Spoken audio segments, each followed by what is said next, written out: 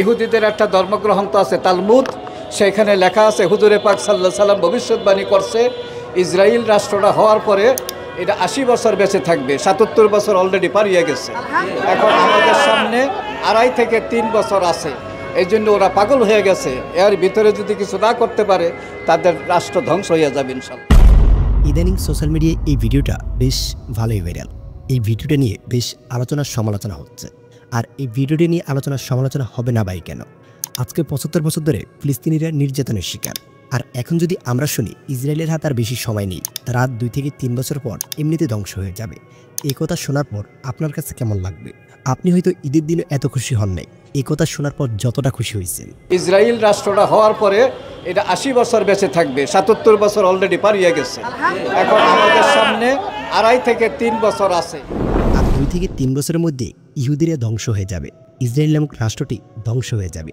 বিশেষ করেন ভাই, একথা শোনার পর যতটা খুশি হয়েছি, জীবনে এর আগে এতটা খুশি কখনো হয়েছে কিনা মনে হয় না। ইহুদিদের একটা ধর্মগ্রন্থ আছে তালমুদ, সেখানে লেখা আছে হুজুরে পাক সাল্লাল্লাহু আলাইহি সাল্লাম ভবিষ্যৎবাণী করছে ইসরায়েল রাষ্ট্রটা হওয়ার পরে এটা 80 বছর বেঁচে থাকবে।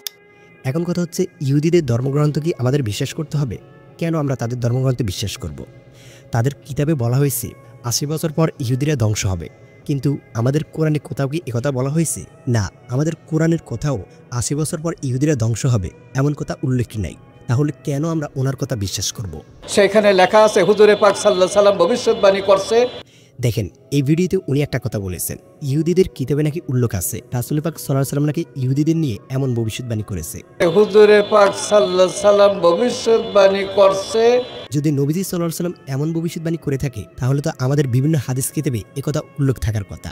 বাট মুসলমানদের কোনো হাদিস কিতাবে তো এমন কথা উল্লেখ নেই। ইসরায়েল রাষ্ট্রটা হওয়ার পরে এটা 80 বছর বেঁচে থাকবে। 77 বছর অলরেডি পারিয়ে গেছে। না, উনি একদমই মিথ্যা কথা বলেন নাই।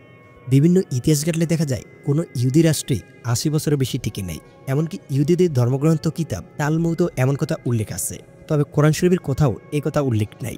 তবে হ্যাঁ, ইহুদিদের বিশ্বাস প্রতি 80 বছর পরপরই তাদের দেশ ধ্বংস হবে। যেহেতু তাদের হাতে 2 থেকে 3 বছর আছে, তাই তারা এরকম উম্মত হয়ে উঠেছে। আমরাও আল্লাহর কাছে এই দোয়াটাই করি যেন তাদের বিশ্বাসটাই সত্য হয়।